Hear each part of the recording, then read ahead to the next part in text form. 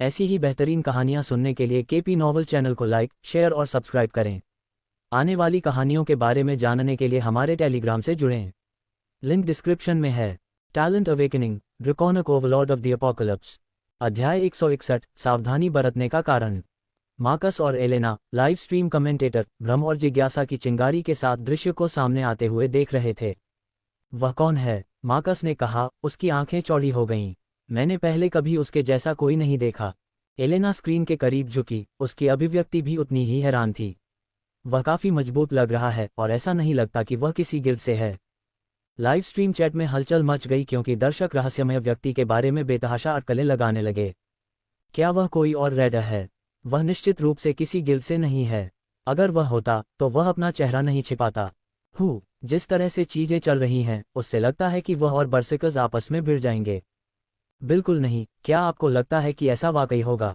मेरा मतलब है, वह मुसीबत की तलाश में आया है न? वह वाइवन के बारे में बात कर रहा था।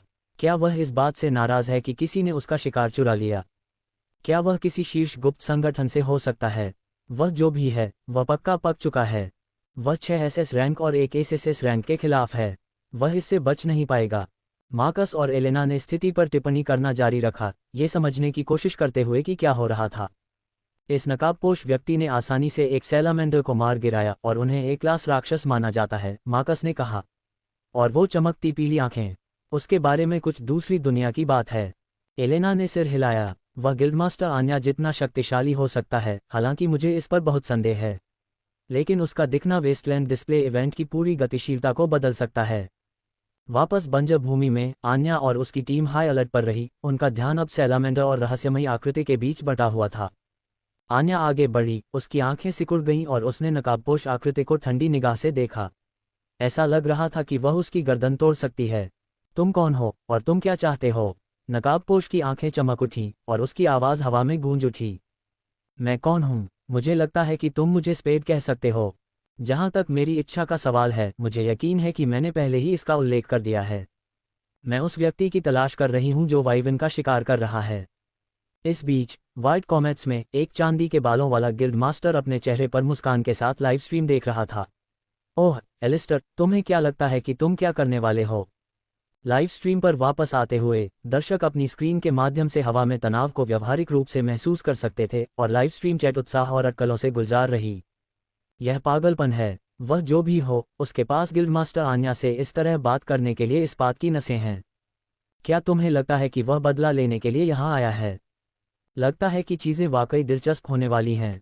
मार्कस और एलेना ने एक दूसरे को देखा। दोनों समझ गए कि आगे जो भी होगा वह बहुत बड़ा होगा। नकाबपोश व्यक्ति की उपस्थिति ने घटना में एक अप्रत्याशित तत्व पेश किया था और हर कोई अपनी सीटों के किनारे पर था, ये देखने के लिए इंतजार कर रहा था कि यह कैसे सामने आएगा। हालांकि एलिस्टर यहाँ खोज को पूरा करने के लिए आया था ताकि वह जल्दी से अपनी टीम में वापस आ सके, लेकिन अब उसने जो देखा उससे उसे एहसास हुआ कि चीज़ें आसान नहीं होने वाली थीं। एलिस्टर ने गिल्डमास्टर आन्या की स्थिति विंडो को खींचने के लिए सिस्टम का उपयोग किया था, ये जानने के लिए कि वह किससे जूझ रहा है। लेकिन अब उसने जो देखा उससे उसकी स्थिति और भी गंभीर लगने लगी, साथ ही उसके मन में कई सवाल भी उठने लगे। मुझे समझ नहीं आ रहा। इसका कोई मतलब नहीं है। यह कैसे? आज एक के बाद एक चीज़ें हो रही हैं। स्थिति विंडो। नाम आन्या वेलपेट्रोवा।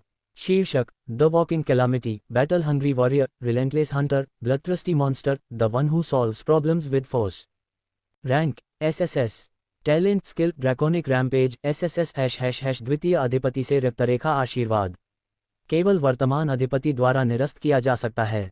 विवरण: खतरनाक स्थितियों के दौरान ताकत, गति, धीरज और अन्य आंकड़े बढ़ते रहते हैं। हालांकि जब खतरे समाप्त हो जाते हैं तो वे सामान्य स्तर पर वापस आ जाते हैं। यह मनुष्यों की एक जनजाति को दिया गया आशीर्वाद था जो कभी # की पूजा करते थे। यह उनकी वफादारी को पुरस्कृत करने का उनका तरीका था क्योंकि वे उनके अधीन उसके जागीरदार के रूप में आने के लिए सहमत हुए थे। ये वंशानुगत है और इसे आगे बढ़ाया जा सकता है, हालांकि केवल रक्तरेखा की महिलाएं ही इसे विरासत में ले सकती हैं। आशीर्वाद इच्छाशक्ति या अनैच्छिक रूप से सक्रिय होता है, या तो युद्ध की स्थिति में या फिर जब धारक को खतरा महसूस होता है। आधार आंकड़े: शक्ति 20,000, चपलता 18,000, बुद्धि 14,000, धीरज 16,000, निपुणता 15,000, मन 5,497/6000। कुल आधार आंकड़े 89,000। ग्रेडिंग SSS जोड़।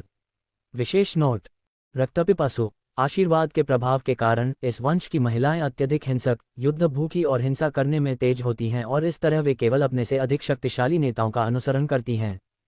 योद्धा ज्वाला युद्ध के लिए लालायित अपनी हिंसक प्रकृति के कारण उन्होंने ऐसी आंखें विकसित की हैं जो ये देखने में सक्षम हैं कि प्रतिद्वंद्वी कितना शक्तिशाली है, उनके शरीर में या उसके आसपास ज्वाला के रूप में।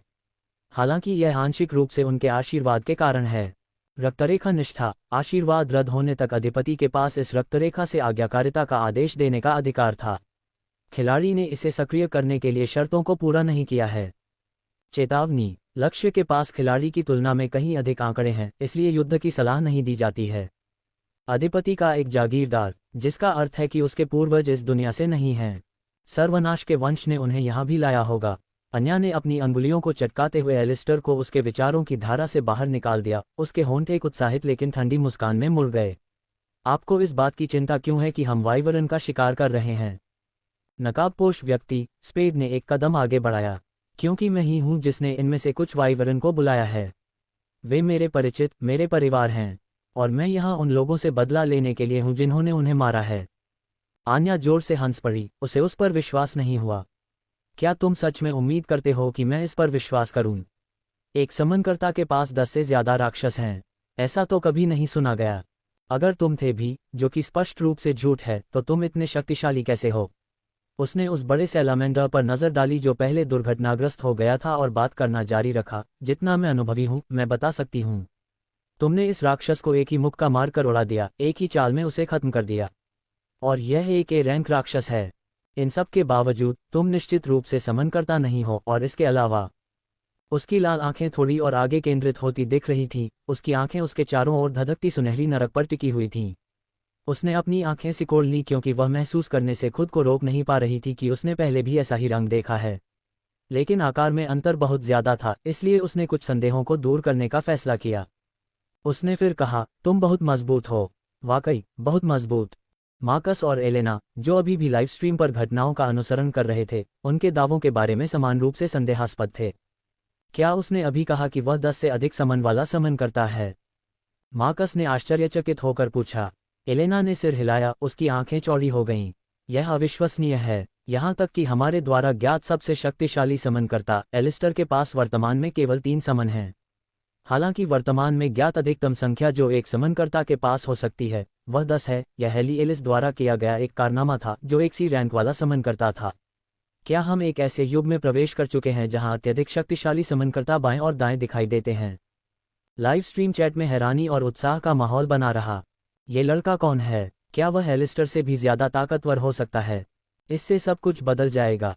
NOWELLBeakJan.com। स्पेड ने अपनी बात पर अड़ा रहा। आप जो भी माने, लेकिन मैं तब तक चुप नहीं बैठूंगा जब तक मेरा कीमती परिवार शिकार नहीं हो जाता। मैं बिना सोचे समझे संघर्ष नहीं चाहता, इसलिए जिम्मेदार व्यक्ति को सौंप दो, फिर मैं चला जाऊंगा। आन्या ने अपने मुखौटे के नीचे बड़ी मुस्कान बिखेरी और खुद को लड़ाई के लिए तैयार किया। अगर तुम बदला लेना चाहते हो तो तुम्हें मुझसे गुजरना होगा। ... यह इतिहास की किताबों में दर्ज होने वाला है, मार्कस ने अपनी उत्तेजना को छिपाते हुए कहा। एलेना ने सिर हिलाया। आगे जो भी हो, ये स्पष्ट है कि वेस्टलैंड डिस्प्ले इवेंट अब और भी ज्यादा दिलचस्प हो गया है।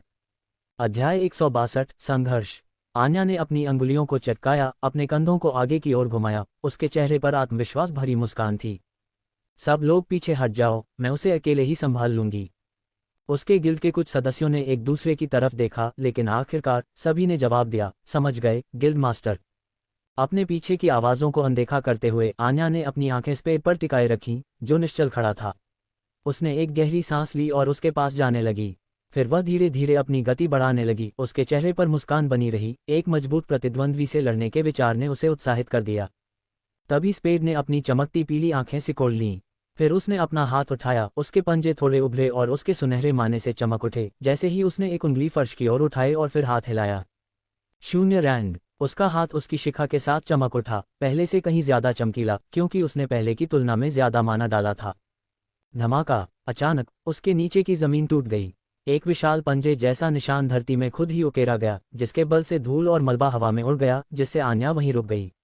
हमले की ताकत ने सभी को चुप कर दिया। उनकी आंखें सदमे से चौड़ी हो गईं। मार्कस और एलेना लाइव स्ट्रीम देख रहे थे। वे भी आश्चर्यचकित थे। वह क्या था? मार्कस ने अपनी सीट पर आगे झुकते हुए पूछा।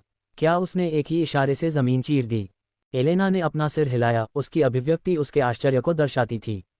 ऐसा आप हर रोज नहीं देखते हैं। मुझे लगा कि उसने कहा था कि वह एक समन करता है। क्या यह एक पृथ्वी तत्ववादी की शक्ति की तरह नहीं है? फिर उसने ऐसा कैसे किया? यह आदमी कौन है? जैसे ही धूल जमी, आन्या ने खुद को नई बनी छोटी खाई के किनारे पर खड़ा पाया। उसने धरती में गहरे दांतेदार घाव को देखा और फिर वापस स्पेड की ओर देखा। उसकी मुस्कान चौड़ी हो गई। स्पेड ने फिर से कहा, उसका स्वर ठंडा था। जैसा कि मैंने अभी कहा, मैं अनावश्यक संघर्ष नहीं चाहता। बस हाथ। बकवास बंद करो। ये प्रभावशाली था, लेकिन घमंडी मत बनो। अचानक आन्या का फिगर धुंधला हो गया, जिससे स्पेड की आंखें चौंक कर चौड़ी हो गईं। अगले ही पल वह सीधे उसके सामने थी। उसने मुक्का मारने के लिए अपना बायां हाथ पीछे खींचा। वह तेज है। आन्या ने मुक्का मारा। उसकी मुट्ठी अविश्वसनीय गति से स्पेड की ओर उड़ी। स्पेड ने इसे रोकने के लिए अपनी बाहें ऊपर उठाईं। बूम! लेकिन मुक्का इतना शक्तिशाली था कि वह उड़ गया। प्रभाव ने एक बहुत बड़ा धमाका किया, जिससे आसपास की धरती टूट गई और सभी दिशाओं में मलबा फैल गया। स्पेड का शरीर हवा में उछलकर कई मीटर दूर जमीन पर जा गिरा। मार्कस और एलेना लाइव स्ट्रीम देख रहे थे, चौंक गए। क्या तुमने वह देखा? मार्कस ने विस्मय से भरी आवाज में कहा। आन्या ने उसे एक मुक्का मारकर उड़ा दिया। एलेना ने सिर हिलाया, वह भी उतनी ही चकित थी। उस मुक्के के पीछे की विशुद्ध शक्ति। ... यह अविश्वसनीय है। उसे यूं ही चलती फिरती आपदा नहीं कहा जाता। लाइव चैट में टिप्पणियों की बाढ़ आ गई। दर्शक अपने सामने हो रहे दृश्य पर बेतहाशा प्रतिक्रिया व्यक्त कर रहे थे। बिल्कुल नहीं, वह मुक्का पागलपन भरा था। अन्य एक जानवर है, कोई भी उसका सामना नहीं कर सकता। क्या उसने अभी अभी हिट से शॉकवेव के साथ जमीन को चकनाचूर कर दिया है? स्पेड अब मुश्किल में है। अन्य ऐसी कोई नहीं है जिसके साथ आप खिलवाड़ कर सकें। अन्य अपनी टीम की ओर मुड़ी, उसकी अभिव्यक्ति गंभीर थी। मैं अभी वापस आती हूँ। मेरे बिना छापेमारी जारी रखो। मुझे उस मूर्ख को सबक सिखाना है। उसकी अभिव्यक्ति अचानक तीव्र हो गई, उसकी लाल आंखें चमक उठीं। कोई भी बर्सिकल्स के साथ खिलवाड़ नहीं करता। उसकी टीम के सदस्यों ने सिर हिलाया। समझ गया, गिल्ड मास्टर, उन्होंने एक साथ उत्तर दिया। अच्छा, अब मुझे निराश मत करो, हमारे पास जीतने के लिए एक इवेंट है। अपनी टीम पर एक अंतिम नज़र डालते हुए आन्या ने अपना ध्यान वापस स्पेड पर लगाया, जो अपने पैरों पर वापस खड़ा हो रहा था। उसने अपनी उंगलियों को चटकाया। उसकी मुस्कान वापस आ गई, क्योंकि वह लड़ाई जारी रखने के लिए तैयार थी। चलो देखते हैं कि क्या तुम इसे संभाल सकते हो, ओह मिस्टर समरन, उसने चिल्लाते हुए कहा। बहुत तेजी से आगे की ओर छलांग लगाई, जिससे उसके पैरों के नीचे की धरती हिल गई। जैसे ही स्पेड धीरे धीरे अपने पैरों पर खड़ा हुआ, उसने देखा कि उसके हाथ को ढकने वाला कवच टूट रहा था, और मुक्का रोकने के लिए जिस हाथ का इस्तेमाल उसने किया था उस पर एक बड़ा छाला बन गया था। उसने खुद से कहा, यह बुरा है। मैं भाग्यशाली हूं कि मेरा शरीर अब अधिक मजबूत है, अन्यथा इससे मेरे दोनों हाथ टूट जाते। उसने आह भरी और सोचा, चीजें इस तरह नहीं होनी चाहिए थीं, लेकिन हमेशा की तरह मेरे पास कोई विकल्प नहीं है। इसके बाद स्पेड ने तुरंत ड्रैकोनिक रेज फर्स्ट गेट सक्रिय कर दिया। वह महसूस कर सकता था कि उसके आंकड़े बढ़ रहे हैं, उसके जनरल की क्षमताओं की शक्ति उसके शरीर में प्रवाहित हो रही है। जैसे ही वह खड़ा हुआ, उसकी नज़र आसमान में तैरती एक आकृति पर पड़ी। वह खुद को रोक नहीं सका और आह भर ली। तो वह ही जिम्मेदार है। मुझे उससे निपटना होगा ताकि मैं इसे खत्म कर सकूं। इससे पहले कि वह कुछ कर पाता, उसने अचानक आन्या की आवाज़ सुनी। अपनी नज़र अपने प्रतिद्वंद्वी पर रखो। आन्या की मुट्ठी सीधे उसके सीने पर लगी, तो स्पेड के पास प्रतिक्रिया करने का समय ही नहीं था। उसने झटके से अपने हाथों को सामने की ओर मोड़ लिया ताकि वह प्रभाव से बच सके। उसके मुक्के ने एक बहरा कर देने वाली धमाकेदार आवाज़ के साथ हवा में झटके भेजे और उनके नीचे एक गड्ढा बन गया। बल ने स्पेड को कई फीट पीछे धकेल दिया। उसके जूते जमीन में गहरे धंस गए और वह अपना पैर जमाए रखने के लिए संघर्ष करने लगा। हो, तुम होशियार हो, आन्या ने स्वीकार किया। उसकी आंखें उत्साह से चमक रही थीं। तुमने मुक्के की तीव्रता को कम करने के लिए अपना वजन बदल दिया, लेकिन मुझे हराने के लिए तुम्हें सिर्फ दिमाग से ज्यादा की जरूरत होगी। स्पेड ने अपने दांत पीस लिए, ड्रैकोनिक रेज से अपने शरीर को मजबूत महसूस करते हुए। उसकी आंखें चमक रही थीं। मैं यहाँ तुमसे लड़ने नहीं आया हूँ, आन्या, उसने अपनी बाहों में दर्द के बावजूद तीखे, ठंडे स्वर में कहा। धीरे धीरे उसने अपनी आंखें उठाकर उसे देखा। उसकी नज़र ज्यादा केंद्रित और सरीसृप जैसी हो गई। लेकिन अगर तुम जिद करोगी तो मैं तुम्हारा मजाक उड़ाऊंगा। एक तेज गति से उसके नीचे बिजली चमकने लगी। उसकी आंखें चमक रही थीं। वह डार्विन की शक्ति का इस्तेमाल कर रहा था। अचानक तेजी से आगे बढ़ते हुए उसने आन्या पर एक शक्तिशाली मुक्का मारा। उसने मुस्कुराते हुए उसके वार का सामना किया। उनकी मुट्ठियां टकराईं, जिससे एक चकाचौंध करने वाली रोशनी और एक शॉकवेव पैदा हुई जो बंजर भूमि में फैल गई, जिससे आसपास के सैलामेंडर उड़ गए। दोनों लड़ाकों ने मुखों की एक श्रृंखला का आदान प्रदान करना शुरू कर दिया। स्पेड के दाहिने हुक का सामना आन्या के बाएं अग्रभाग ब्लॉक से हुआ। उसने अपरकट से जवाब दिया, जिसे उसने अपना सिर बगल की ओर झुकाकर बाल बाल बचा लिया। उसने सीधे मुक्का से जवाब दिया, लेकिन आन्या ने अपनी हथेली से उसे विक्षेपित कर दिया, जिससे बल हानिरहित रूप से बगल की ओर चला गया। उनकी हरकतों से पैदा हुई हवा के झोंकों ने उनके नीचे की धरती को चकनाचूर कर दिया, जिससे बड़े बड़े क्रिएटर बन गए। मार्कस और एलेना मुश्किल से एक क्षण के साथ तालमेल बिठा पाए। यह अविश्वसनीय है, मार्कस चिल्लाया। वे बराबरी पर हैं, वार के लिए वार। एलेना ने सिर हिलाया, उसकी आंखें स्क्रीन पर चिपकी हुई थीं। ये लड़ाई इतिहास की किताबों में दर्ज होने वाली है। उनमें से कोई भी पीछे हटने वाला नहीं है। लाइव चैट में दर्शक अपना दिमाग खो रहे थे। आन्या वहां उग्र हो रही है। स्पेड की शक्ति चार्ट से बाहर है, फिर भी वह कुछ भी क्यों नहीं बुला रहा है? क्या मतलब होगा? यह एक मुट्ठी लड़ाई है। ये बहुत तीव्र है। उन्हें जाते हुए देखो। आन्या ने मुस्कुराते हुए कहा। बुरा नहीं, स्पेड, तुम इसे और भी दिलचस्प बना सकते हो। स्पेड ने अपनी आंखें सिकोड़ ली, उसकी सुनहरी आभा और भी चमक उठी। मैं अभी शुरुआत कर रही हूं। आन्या ने खुद को स्पेड पर फेंका और कई तेज मुक्के मारे। स्पेड उनमें से ज्यादातर को रोकने में कामयाब रहा, लेकिन उसके हमलों की रफ्तार और ताकत ने उसे रक्षात्मक बना दिया। जब उसने उसके चेहरे, धड़ और पैरों पर निशाना साधा तो उसकी मुट्ठियां धुंधली हो गईं। स्पेड ने अपने अग्रभाग से उसके सिर पर निशाना साधे मुक्के को रोका, क्योंकि वह नहीं चाहता था कि उसका मुखौटा क्षतिग्रस्त हो जाए, लेकिन आन्या ने तुरंत उसके मध्य भाग पर घुटने से वार किया, जिससे उसके फेफड़ों से हवा निकल गई। उसने अपने शरीर को घुमाया ताकि वह झटके को झेल सके। दर्द से कराहता रहा, लेकिन सीधा खड़ा रहा। तुम मजबूत हो, मैं तुम्हें ये बात बताती हूँ, आन्या ने हमलों के बीच कहा। लेकिन क्या तुम इसे संभाल सकते हो? अध्याय 163, एक अधिपति से दबाव। तेजी से आन्या ने स्पेड के पीछे जाकर उसकी पीठ पर एक शक्तिशाली किक मारी। स्पेड ने समय रहते उसे अपने हाथ से रोकने के लिए मुड़ गया, लेकिन झटके की ताकत से वह जमीन पर फिसल गया और उसके उपकरण धूल से भर गए और हवा में उड़ गए। उसने अपना संतुलन वापस पाया, थोड़ा सा हौंफते हुए। उसकी आंखें आन्या पर टिकी थीं। ये काम नहीं करेगा। उसने अपने शरीर पर तनाव महसूस करते हुए अपने दांत पीस लिए। तभी उसने अपनी ऊर्जा केंद्रित की और शून्य रैंड को सक्रिय किया। उसके हाथ उसके सुनहरे मन से चमक उठे। एक तेज गति से उसने हवा में वार किया, जिससे आन्या की ओर शून्य ऊर्जा की एक लहर चली। वह मुश्किल से बच पाए। हमला उसके कंधे को छूते हुए उसके कवच को चीरता हुआ, उसके पीछे के परिदृश्य को चीरता हुआ धरती पर एक गहरा निशान छोड़ गया। आन्या की आंखें चौड़ी हो गईं जब उसने अपने कंधे पर लगे घाव की जांच की। प्रभावशाली, लेकिन जब तक मैं हमारे बीच कोई दूरी नहीं आने दूंगी, तब तक ये सब व्यर्थ ही रहेगा। वह फिर से स्पेड पर झपटी। उसने उसके सिर पर एक चक्करदार किक मारी। स्पेड ने समय रहते ही झुककर देखा। उसकी किक से निकली हवा उसके बालों को झकझोर रही थी। उसने उसके धड़ पर ऊपर की ओर मुक्का मारा, लेकिन आन्या हवा में ही घूम गई, वार से बचती हुई और कुछ फीट दूर जाकर शान से उतरी। स्पेड ने जल्दी से अपनी रणनीति बदली, जमीन पर अपना पैर पटका और आन्या के रास्ते में कई मिट्टी के कांटे उगाए। वह एक जंगली जानवर की तरह चकमा देकर उनके बीच से निकल गई। उसकी चपलता बढ़ती ही जा रही थी। उसने एक पल में उनके बीच की दूरी कम कर दी। उसकी मुट्ठी स्पेड की छाती से टकरा गई। उसके मुंह से खून की धार बह रही थी। वह लड़खड़ाते हुए पीछे हट गया, अपने पैरों पर खड़ा होने में कामयाब रहा। रक्त हेरफेर सक्रिय, रक्त उपचार सक्रिय। तुम दृढ़ हो, आन्या ने कहा। उसका स्वर लगभग प्रशंसापूर्ण था। लेकिन मैं अभी तक समाप्त नहीं हुई हूं। स्पेड ने और अधिक पृथ्वी स्पाइक्स को बुलाया, उसकी हरकतों को सीमित करने की कोशिश की, लेकिन आन्या ने उन्हें पूरी ताकत से तोड़ दिया।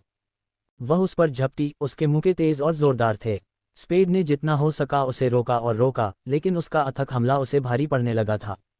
उसके हाथ प्रभावों से दर्द कर रहे थे और उसके शरीर पर कई कटों से खून बह रहा था। रक्त हेरफेर सक्रिय, रक्त उपचार सक्रिय। एक हताश चाल में स्पेड ने फिर से शून्य रैंड को सक्रिय किया। उसके हाथ सुनहरे माने से चमक रहे थे। उसने हवा को काट दिया, शून्य ऊर्जा का एक भंवर बनाया जो आन्या की ओर बढ़ गया। वह एक तरफ चकमा दे गई, लेकिन भंवर ने उसके हाथ को पकड़ लिया, जिससे एक गहरा घाव हो गया। वह दर्द से कराह उठी, लेकिन धीमी नहीं हुई। दहाड़ते हुए आन्या ने खुद को स्पेड पर फेंका। उसने उसके मध्य भाग पर कई तेज घूंसे मारे, हर वार एक हथौड़े की तरह लग रहा था। स्पेड ने जवाबी हमला करने की कोशिश की, लेकिन उसकी हरकतें धीमी हो रही थीं, या कम से कम आन्या तेज हो रही थी। आन्या की मुट्ठियां बेरहम थीं, उसके वार सटीक और ज्यादा शक्तिशाली थे। उसने एक विनाशकारी अपरकट के साथ समाप्त किया जिसने स्पेड को पीछे की ओर उड़ा दिया। उसके मुखौटे में फंसे उसके मुंह से खून की धारें निकल रही थीं। वह जोर से जमीन पर गिरा, जमीन पर फिसला और उठने के लिए संघर्ष कर रहा था। आन्या उसके पास पहुंची, उसका मन उसके शरीर के चारों ओर चमक रहा था। बधाई हो, स्पेड, आन्या ने मुस्कुराते हुए कहा, तुम वास्तव में उस बूढ़े आदमी के अलावा पहले व्यक्ति हो जो 2 मिनट से ज्यादा टिके हो। मैं प्रभावित हूँ। जैसे ही उसने बात की, उसका लाल मन उसके शरीर के चारों ओर उछल गया, जिससे उसका आभामंडल और भी ज्यादा भयावह हो गया। ये स्पष्ट था कि उसकी प्रतिभा अभी भी उसे और मजबूत बना रही थी। मैं हमारी लड़ाई को लंबा नहीं खींच सकता, अगर ऐसा हुआ तो मैं गंभीर रूप से नुकसान में रह जाऊंगा। तभी सिस्टम ने स्पेड के चेहरे के सामने एक नोटिफिकेशन फ्लैश किया जिससे वह थोड़ा मुस्कुराया। नोटिस, सिनर्जिक प्रभाव पाया गया। कौशल, बर्सिक एस कौशल में सुधार कर सकता है। ड्रैकोनिक रेज एस। स्पेड के विचार तेजी से आगे बढ़े। मैं देखता हूँ, ड्रैकोनिक रेज मुझे ताकत देने के लिए मेरे गुस्से का उपयोग करता है, इसलिए जब मैं गंभीर रूप से क्रोधित अवस्था में नहीं हूँ तो इसे सक्रिय करने से यह उतना मजबूत नहीं होगा जितना होना चाहिए। लेकिन कौशल बर्सक मुझे जबरदस्ती क्रोधित अवस्था में लाकर सीधे मेरी ताकत बढ़ाता है। तो इसका मतलब है बर्सक ड्रैकोनिक रेज के प्रभावों को अधिकतम कर सकता है। स्पेड धीरे धीरे अपने पैरों पर खड़ा हुआ, उसकी निगाहें तेज थीं और वह बोला, तुम्हारे पास जो क्षमता है वो सचमुच ईर्ष्या करने लायक है। जैसे जैसे लड़ाई आगे बढ़ती है तुम असीम रूप से मजबूत होते जाते हो। अब मुझे समझ में आया कि तुम हमेशा इतने आत्मविश्वास से भरे क्यों रहते हो और हमेशा ऐसा दम घोंटने वाला आभा क्यों छोड़ते हो। आन्या ने अपनी आंखें सिकोड़ लीं, उसके चेहरे पर संदेह की लकीरें उभर आईं। तुम्हें कैसे पता चला कि मेरी क्षमता क्या है? बर्सिक सक्रिय करो। स्पेड ने उसे बीच में ही रोक दिया। उस पल उसकी आंखों में पीली चमक चमकीली लाल हो गई और उसका मन लाल बिजली के रूप में उसके चारों ओर चमक उठा। उसके चारों ओर की हवा कच्ची शक्ति से कंपन कर रही थी। मार्कस और एलेना लाइव स्ट्रीम देख रहे थे, आश्चर्यचकित थे। क्या स्पेड अब बिजली को नियंत्रित कर रहा है? एलेना ने पूछा, उसकी जिज्ञासा बढ़ गई। मार्कस की ओर मुड़ते हुए उसने पूछा, मैं मार्कस को नहीं समझ पा रही हूँ। क्या तुमने कभी किसी ऐसे व्यक्ति के बारे में सुना या देखा है जिसके पास 2 प्रतिभाएं हों? मार्कस ने अपना सिर हिलाया। नहीं, जब तक कि वह व्यक्ति किसी तरह का राक्षस न हो। सिस्टम की आवाज स्पेड के सिर में गूंजी, उसे उसके कौशल सक्रियण की सूचना देते हुए। बर्सिक कौशल सक्रिय हो गया। ड्रैकोनिक रेज और बर्सेर्क के बीच एक अजीब तालमेल हुआ है। ड्रैकोनिक रेज के प्रभाव अस्थायी रूप से एसएसएस तक बढ़ गए हैं। सभी आंकड़े जोड़ 300%। इस अवस्था में कोई भी सफल हत्या अब खिलाड़ी के आंकड़ों को 30% तक बढ़ा देगी।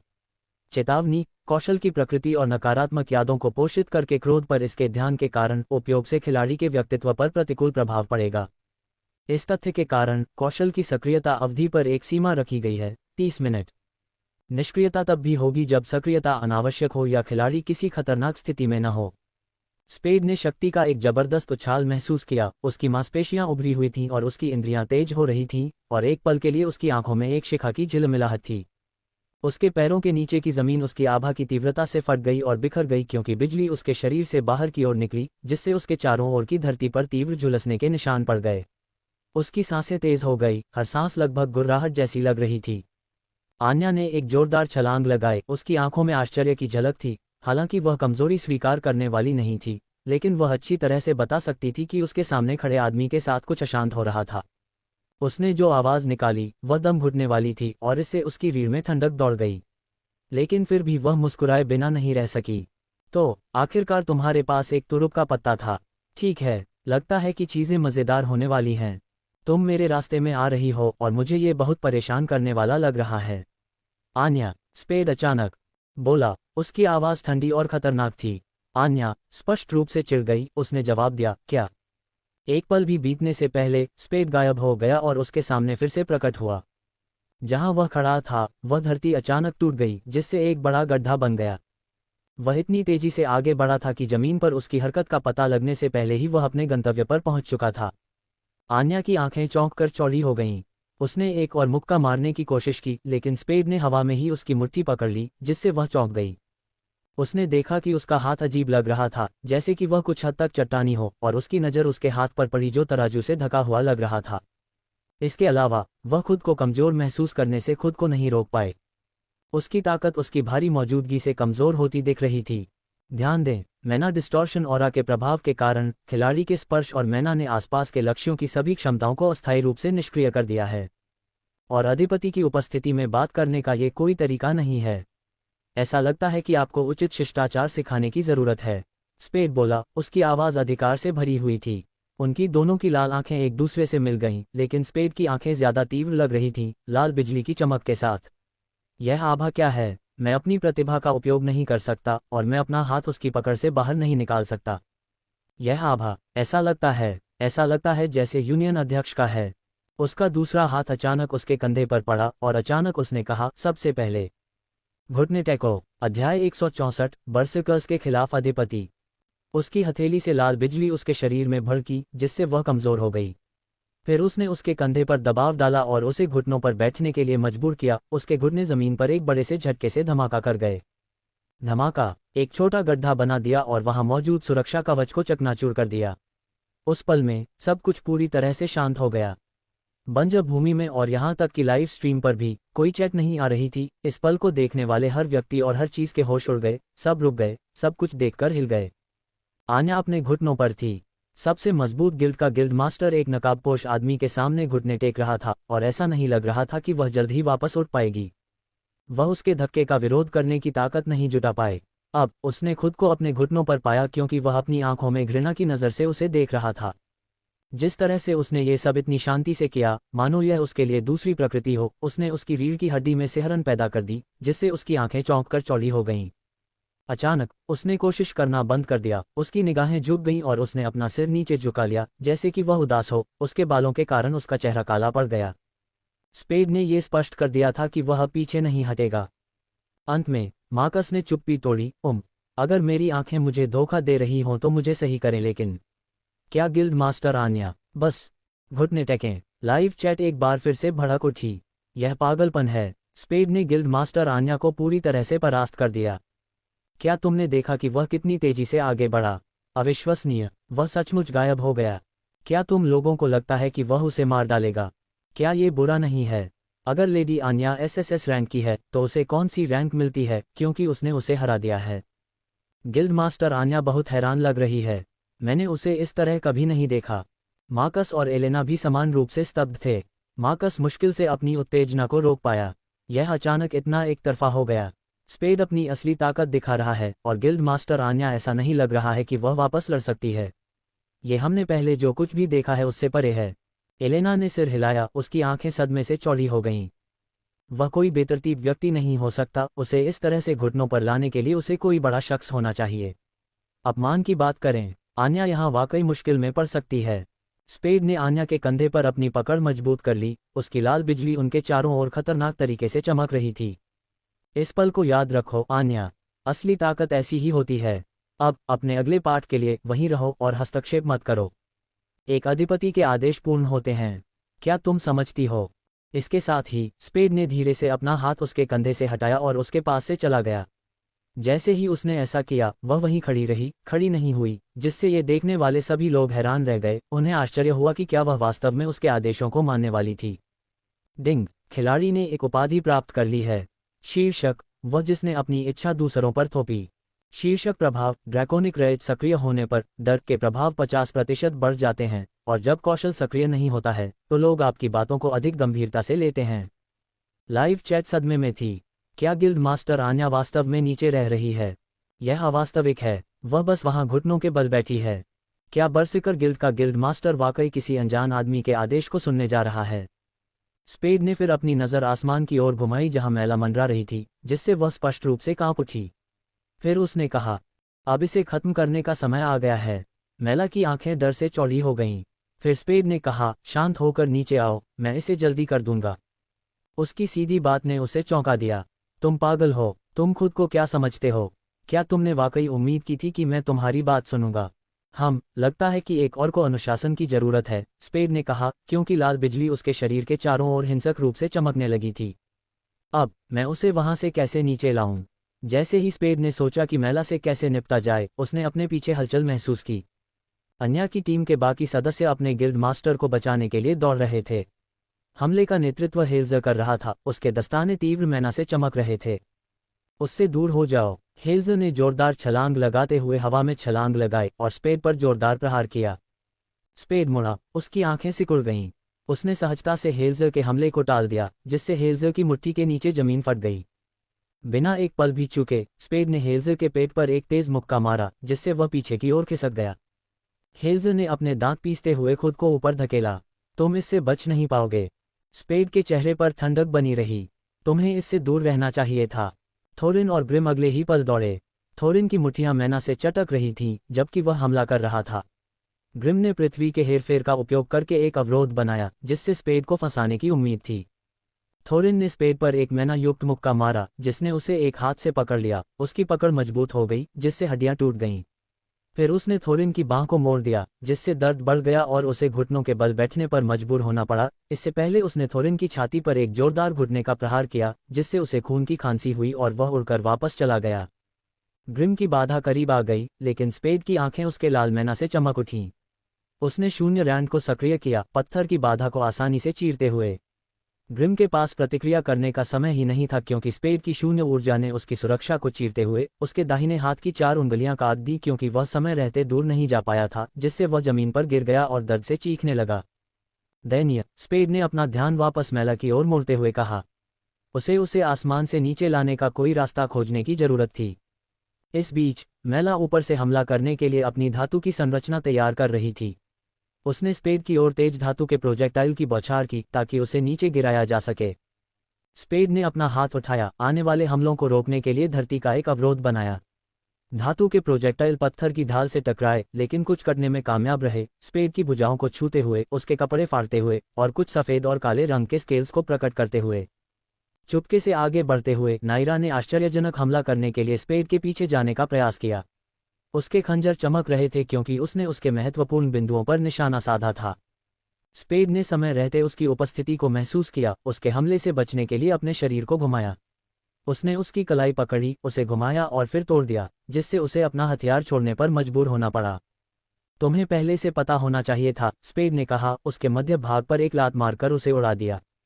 स्पेड ने आन्या की टीम के गिरे हुए सदस्यों को देखा और फिर मैला की ओर देखा। तुम्हारी बारी। शून्य रैंड। अध्याय 165, अराजकता से कमान तक। आन्या के विचार तेजी से दौड़ रहे थे। यह अजीब अनुभूति क्या है?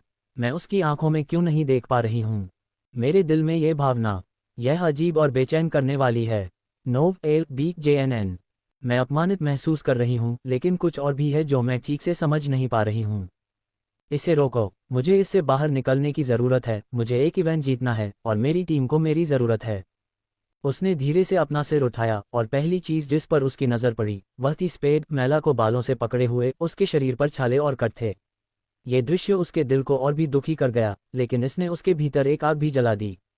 स्पेड ने देखा कि आन्या उसकी ओर देख रही है। उसने उसकी ओर देखा, उसकी आंखें ठंडी थीं। मैं यहाँ से चला गया, उसने मैला को आन्या की तरफ फेंकते हुए कहा। मैला को खून की खांसी हुई और वह जमीन पर गिर पड़ी। फिर स्पेड पलटा और दूर जाने लगा। धीरे धीरे उसका शरीर फीका पड़ने लगा, मानो वह अदृश्य हो रहा हो। अगले ही पल एक जोरदार धमाका सुना जा सकता था, जैसे कि किसी ने बड़ी छलांग लगाई हो। इसके साथ ही स्पेड चला गया। मार्कस और एलेना लाइव स्ट्रीम पर टिप्पणी करते हुए इस बात से हैरान थे कि चीजें कैसे हुईं। मार्कस मुश्किल से अपने सदमे को रोक पा रहा था। उसने कहा, क्या आप सभी ने देखा? स्पेड ने बर्सर्कर्स को धूल चटा दी, और आश्चर्यजनक रूप से उसने उनमें से किसी को भी नहीं मारा। एलेना ने सिर हिलाया, उसकी आंखें चौड़ी हो गईं। यह अविश्वसनीय है। यह आदमी कौन है? आन्या और उसकी टीम को इस तरह से नीचे गिराना और फिर गायब हो जाना। मैंने ऐसा पहले कभी नहीं देखा। क्या उसने वाकई यह सब सिर्फ कुछ वाइवन की वजह से किया? लाइव स्ट्रीम चैट में टिप्पणियों की बाढ़ आ गई। आखिर यह स्पेड आदमी कौन है? क्या तुमने देखा कि उसने उन्हें कैसे संभाला? पागल। मुझे लगा कि आन्या अपराजय है। अभी क्या हुआ? वह किसी तरह का लीजेंड या कुछ और होगा। क्या ये सिर्फ मैं ही हूँ, या ऐसा लगता है कि उसने पहले भी ऐसा किया है? आईवी अपने साथियों के पास पहुंची। उसके हाथ उपचार प्रतिभा से चमक रहे थे। सब लोग धीरज रखो, मैं तुम्हें फिर से अपने पैरों पर खड़ा कर दूंगा। हेलजोर ने कराहते हुए अपनी कमर पकड़ ली। आईवी, पहले मैला पर ध्यान दो, उसे बहुत चोट लगी है। आईवी ने सिर हिलाया, मैला की ओर बढ़ते हुए। मैला, मेरे साथ रहो, तुम ठीक हो जाओगी। मैला खांसने लगी, दर्द से कराहने लगी। मैं नहीं हूं, वह इतना। आईवी। जैसे जैसे आईवी काम कर रही थी, आन्या ने अपने दांत पीसते हुए धीरे धीरे अपने पैरों पर खड़ी हो गई। उसके दिमाग में भावनाओं का बवंडर था, गुस्सा, उलझन और उससे फिर से मिलने की तीव्र इच्छा। उसने अपनी मुट्ठियां भींच लीं, उसकी निगाहें सख्त हो गईं क्योंकि वह उस दिशा में देख रही थी जहां स्पेड गायब हो गया था। स्पेड, उसने अपनी सांस के नीचे कहा, मैंने तुम्हारी आभा देखी है। इसलिए अगर मैं कभी तुम्हारे मुखौटे के बिना तुमसे मिलती हूं तो मैं तुम्हें जरूर मार दूंगी। नोटिस, बरसक निष्क्रिय। नोटिस, ड्रैकोनिक रेज की रैंक गिरकर एस हो गई है। ड्रैकोनिक रेज निष्क्रिय। खिलाड़ी को खोज पूरी करने के लिए बधाई। खिलाड़ी ने अब इनाम प्राप्त कर लिया है, एजोर रॉक समनिंग कंडिट। अब उनसे काफी दूरी पर एलिस्टर ने अचानक अपना मुखौटा उतार दिया, जिससे उसका चेहरा दिखाई देने लगा। जैसे ही ड्रैकोनिक रेज और बरसक का असर खत्म हुआ, उसके पैर अचानक जमीन पर गिर पड़े। उसके पूरे शरीर में दर्द फैल गया, जो इन शक्तिशाली कौशलों के इस्तेमाल से उस पर पड़ने वाले असर की कठोर याद दिलाता था, और उसके सिर में जो तेज दर्द और सुस्ती महसूस हो रही थी, वह केवल यह अनुमान लगा सकता था कि बरसक कौशल का असर था। वह सिहर उठा, अपनी सांस को संभालने के लिए एक पल लगा। सिंडर, डार्वेन, टेरा, उसने पुकारा, उसकी आवाज बंजर भूमि में गूंज रही थी। बाहर आओ। जवाब में 3 दरारें दिखाई दी और उसके ड्रैगन छाया से बाहर निकल आए, उसे घेर लिया। सिंडर पहले आया, स्पष्ट रूप से चिंतित। मेरे प्रभु, क्या आप ठीक हैं? आप थके हुए लग रहे हैं। एलिस्टर ने सिर हिलाया, उसके होठों पर हल्की मुस्कान थी। मैं ठीक हो जाऊंगा, सिंडर। बस असर महसूस कर रहा हूं। डार्वेन ने बोलने के लिए अपना सिर नीचे किया। तुम वहां बिल्कुल चमक रहे थे, मेरे प्रभु, यह एक ऐसा नज़ारा था जिसे देखकर मुझे खुशी हुई। सिंडर की आंखें उत्साह से चमक उठीं। वास्तव में, मेरे स्वामी, आपने उन्हें अपनी शक्ति दिखाई। वे इसे नहीं भूलेंगे। टेरा करीब आ गई, उसकी अभिव्यक्ति शांत और विचारशील थी। आप अपने मिशन में सफल रहे, लेकिन आपको आराम करने की जरूरत है। और फिर, आपके आसपास वह आभा क्या थी, मेरे स्वामी? अपनी आंखों से भी, मैं नहीं बता सकता था कि वह क्या थी, लेकिन मुझे यकीन था कि यह भयावह थी और मैं इसका उपयोग न करने की सलाह दूंगा। एलिस्टर ने पास की एक चट्टान पर झुकते हुए आह भरी। मुझे पता है, लेकिन परिस्थितियों ने मेरे पास कोई विकल्प नहीं छोड़ा। चलो इसे भूल जाते हैं, हमें तुरंत रेन और अन्य लोगों के पास वापस जाना चाहिए। उद्धरण चिन्ह। फिर एलिस्टर ने अपने युद्ध सूट को फिर से सुसज्जित किया, महसूस किया कि जैसे जैसे यह उसके शरीर के अनुकूल होता गया, उसके सिस्टम जीवंत होते गए। सिंडर, अपना सिर नीचे करो। सिंडर ने तुरंत अनुपालन किया, उसका विशाल सिर जमीन पर उतर गया। एलिस्टर आसानी से ऊपर चढ़ गया, उसके सिर के ऊपर एक सुरक्षित स्थिति में बैठ गया। ठीक है, चलो वापस चलते हैं। सिंडर ने अपने विशाल पंख फैलाए, उनके चारों ओर की हवा उसकी शक्तिशाली आभा से लहरा रही थी। एक शक्तिशाली छलांग के साथ वह आसमान में उड़ गई, उसके पंख फड़फड़ाते हुए ऊपर चढ़े। टेरा और डार्वेन उसके पीछे पीछे चले। रेन वैन में बैठा था, उसकी उंगलियां बेचैनी से डैशबोर्ड पर ढोल बजा रही थीं क्योंकि इंजन निष्क्रिय था। हिरोशी, कैडा और रेजेग्रीन सहित टीम के बाकी सदस्य बिखर गए थे। सन्नाटा तनावपूर्ण था, जो कभी कभार उपकरणों की सरसराहट या निराश आह से ही टूटता था। रेन ने वैन के संचार पर नजर डाली। कंसोल। चलो एलिस्टर, उठाओ, उसने फिर से कॉल बटन दबाते हुए कहा, उसका धैर्य खत्म हो रहा था। आखिरकार लाइन कनेक्ट हो गई। एलिस्टर, तुम कहाँ हो? रेन चिल्लाया। एलिस्टर की आवाज आने से पहले कुछ पल के लिए स्तब्धता रही, शांत लेकिन दृढ़। मैं पास ही हूं, मैं अभी किसी भी समय तुम्हारे पास आ जाऊंगा। रेन ने पलकें झपकाईं, उसके चेहरे पर उलझन और हताशा के भाव थे। तुम्हारा क्या मतलब है, किसी भी समय? हमें अभी यहाँ तुम्हारी जरूरत है। तुमने कहा था कि इसमें ज्यादा समय नहीं लगेगा।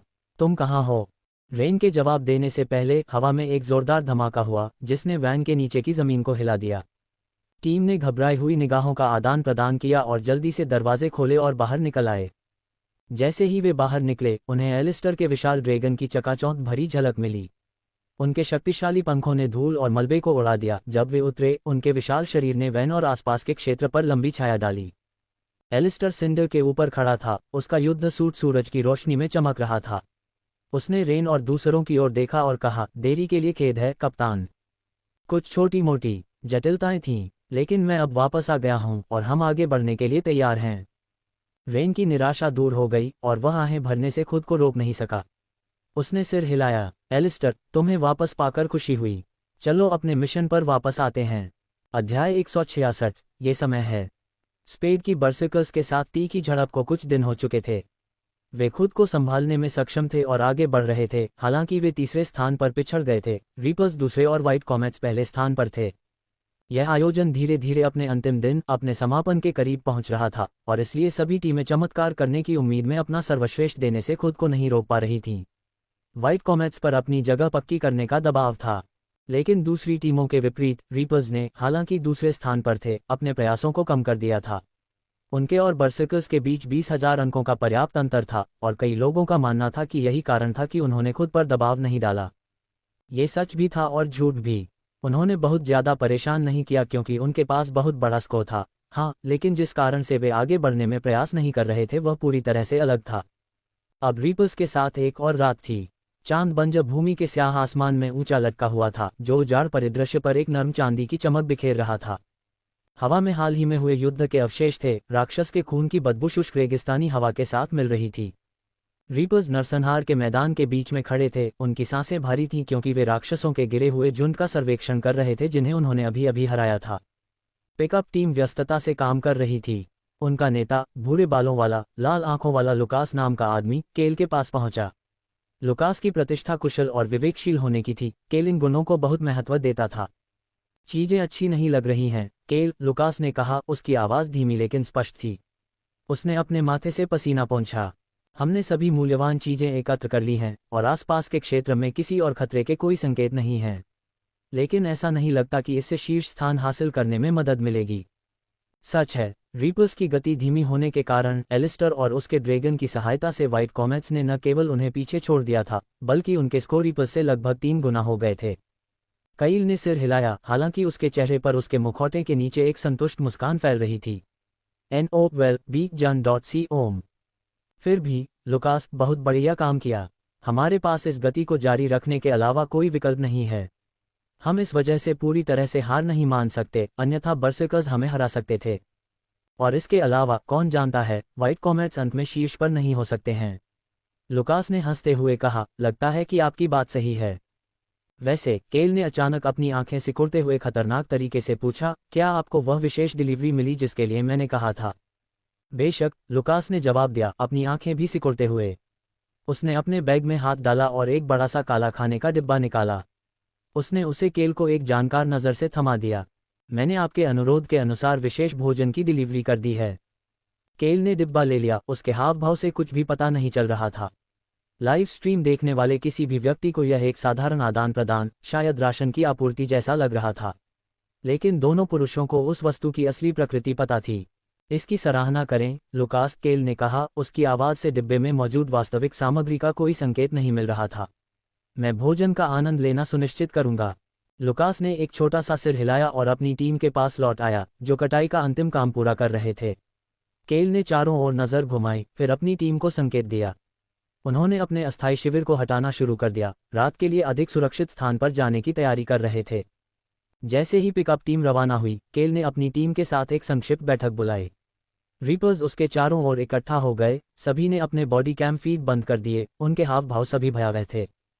ठीक है, सुनो, केल ने शुरू किया। उसने कहा, काले रंग का भोजन बॉक्स पकड़े हुए, ये वह जगह है जहां हमारा छोटा सा शो सड़क पर रखा जाएगा। यह एक सिग्नल जैमर है। हम इसका उपयोग इवेंट के अंत में व्हाइट कॉमेट्स के संचार को बाधित करने के लिए करेंगे। केल ने अपनी टीम की ओर देखा, उनके नियंत्रण पैनल की टिमटिमाती नीली रोशनी उनके केंद्रित चेहरों पर प्रतिबिंबित हो रही थी। उसने सभी को दिखाने के लिए ब्लैक बॉक्स को ऊपर उठाया, उसका भाव उत्साहित था। सुनो, रीपर्स, केल ने शुरू किया, हम अलग हो जाएंगे। हम में से कुछ लोग इस सिग्नल जैमर को लेंगे और इसे व्हाइट कॉमेट्स के रास्ते से कुछ किलोमीटर आगे लगा देंगे। हम उनके संचार को बाधित करेंगे और सुनिश्चित करेंगे कि वे प्रभावी ढंग से समन्वय न कर सकें। फिर उसने एक अजीब, चमकती हुई चीज से भरी एक छोटी शीशी निकाली। यह एक अजीब नारंगी रोशनी के साथ स्पंदित लग रही थी। और उसने शीशी को पकड़ते हुए कहा, कुछ खास है। यह एक चारा है जो सैंडवर्म को आकर्षित करेगा। जो लोग नहीं जानते हैं, उसने काई को देखते हुए कहा। सैंडवर्म बेहद खतरनाक जीव हैं जो रेगिस्तान की रेत के नीचे रहते हैं। हम इसका उपयोग व्हाइट कॉमेट्स के स्थान पर एक को आकर्षित करने के लिए करेंगे, जबकि उनके सिग्नल जाम हो गए हैं। अराजकता उन्हें बाहर निकालने के लिए पर्याप्त होगी। उसने घेरे के चारों ओर देखा। रेक्स, जिन और मीरा, तुम तीनों जैमर लगाने का काम संभालोगे। सुनिश्चित करो कि यह अच्छी तरह छिपा हो और यह एक बड़े क्षेत्र को कवर करता हो। आर्या, तुम मेरे साथ रहोगी। हम सैंडवर्म चारा संभाल लेंगे और सुनिश्चित करेंगे कि यह सही जगह पर पहुंचे। काय, उसने रुककर काय की उत्सुक निगाहों से मिलते हुए कहा, आप एलिस्टर को सुरक्षित रखने वाले व्यक्ति होंगे। एक बार जैमर लग जाने के बाद और सैंडवॉर्म असली अराजकता में आ जाता है तो आप एलिस्टर के पास टेलीपोर्ट करेंगे, उसके साथ वापस टेलीपोर्ट करेंगे और फिर। उसने मुस्कुराते हुए कहा, आप अपना मजा ले सकते हैं। केल की आंखें सिकुड़ गईं। हमें जल्दी से काम करना होगा। हमारे कैमरे बहुत लंबे समय तक बंद नहीं रह सकते या टिप्पणीकारों को कुछ संदेह होने लगेगा। हमारे पास ये काम पूरा करने के लिए बहुत कम समय बचा है। टीम ने सिर हिलाया, सभी के चेहरे पर मुस्कान थी। उन्होंने अपना सामान इकट्ठा करना शुरू कर दिया ताकि वे जल्दी से अपना काम शुरू कर सकें। जब वे बाहर निकलने के लिए तैयार हुए तो काई की आंखों में उत्साह की चमक थी। वह अपने चेहरे पर फैली भयावह मुस्कान को छिपा नहीं सका। जल्द ही, एलिस्टर, काई ने बुदबुदाया, अपना आखिरी हाथ अपनी बाईं आंख पर रखते हुए। उसकी आवाज़ प्रत्याशा से भरी हुई थी। मैं तुम्हें अंग भंग कर दूंगा और तुम्हारे अवशेषों को राक्षसों द्वारा खाए जाने दूंगा। मैं इंतजार नहीं कर सकता। केल ने अपनी टीम को अंतिम बार सिर हिलाया। चलो बाहर निकलते हैं, रीपर्स। अपनी छाप छोड़ने और शीर्ष स्थान हासिल करने का समय आ गया है। टीम अपनी निर्धारित भूमिकाओं में विभाजित हो गई, बंजर रात में तेजी से और चुपचाप आगे बढ़ते हुए अपनी योजना को अमल में लाने के लिए तैयार। अध्याय 167, द परफेक्ट प्लान। रेक्स, जिन और मीरा उजाड़ बंजर भूमि से जितनी तेजी से हो सके उतनी तेजी से आगे बढ़े। उनके कदमों की आवाज़ नर्म, रेतीली जमीन पर मुश्किल से आ रही थी। रेक्स ने सिग्नल जैमर को अपनी बाहों में सावधानी से उठाया। उसने आगे बढ़ते हुए राक्षस की हरकत के किसी भी संकेत के लिए क्षितिज के चारों ओर देखा। जिन एक शिकारी की आभा के साथ आगे बढ़ा, उसने अपने स्नाइपर राइफल को अपने कंधे पर लटकाया और किसी भी खतरे पर नजर रखी। तीनों में सबसे छोटी मीरा एक छोटी, पोर्टेबल कंट्रोल यूनिट को पकड़े हुए उसके पीछे पीछे चली। ठीक है, रेक्स ने फुसफुसाते हुए कहा, एक चट्टानी चट्टान के पास रुकते हुए। यह एक अच्छी जगह होनी चाहिए। हम जैमर को यहाँ लगाएंगे और सुनिश्चित करेंगे कि यह अच्छी तरह से छिपा हो। जिन ने सिर हिलाया, उसके बगल में झुक गया। मैं किसी भी अवांछित आगंतुक पर नजर रखूंगा, उसने कहा। उसकी आंखें पहले से ही अपनी राइफल के स्कोप से आसपास के वातावरण को स्कैन कर रही थीं। मीरा ने एक तेज सिर हिलाया, फिर रेक्स ने सावधानी से सिग्नल जैमर को जमीन पर सेट किया और मीरा जल्दी से काम पर लग गई। इसे रेत और पत्थरों से ढक दिया जब तक कि यह लगभग अदृश्य न हो जाए। ये कैसा दिख रहा है? रेक्स ने जिन की ओर देखते हुए पूछा। अब तक सब ठीक है। अच्छा, रेक्स ने अपना ध्यान वापस मीरा की ओर मोड़ते हुए कहा। चलो सुनिश्चित करें कि यह एक बार सफ़ेद धूमकेतु के क्षेत्र में आने के बाद सक्रिय होने के लिए तैयार है।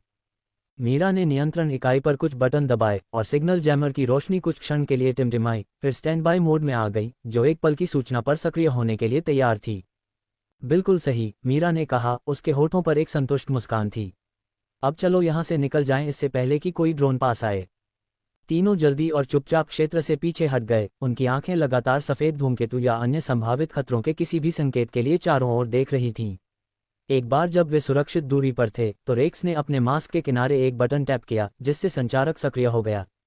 केल, जैमर अपनी जगह पर है और सक्रिय होने के लिए तैयार है। हम अगले स्थान पर जा रहे हैं। अच्छा काम, रेक्स, केल की आवाज़ संचार के माध्यम से कर्कश हुई। काई से मिलने के लिए वापस आगे बढ़ो। सफ़ेद धूमकेतुओं की किसी भी हरकत पर नज़र रखना सुनिश्चित करें। ठीक है, रेक्स ने डिवाइस को जेब में रखते हुए जवाब दिया। इस बीच केल और आर्या सैंडवर्म चारा लगाने के लिए निर्दिष्ट स्थान की ओर बढ़ रहे थे। क्या आपको यकीन है कि यह काम करेगा? आर्या ने केल की ओर देखते हुए पूछा। हाँ, केल ने जवाब दिया। उसकी आंखें आगे के रास्ते पर केंद्रित थीं। युवा मास्टर लियान के अनुसार सैंडवर्म इस चीज़ के प्रति अत्यधिक संवेदनशील होते हैं। एक बार जब ये जगह पर आ जाएगा तो उनमें से एक के सतह पर आने में बस कुछ ही घंटे लगेंगे।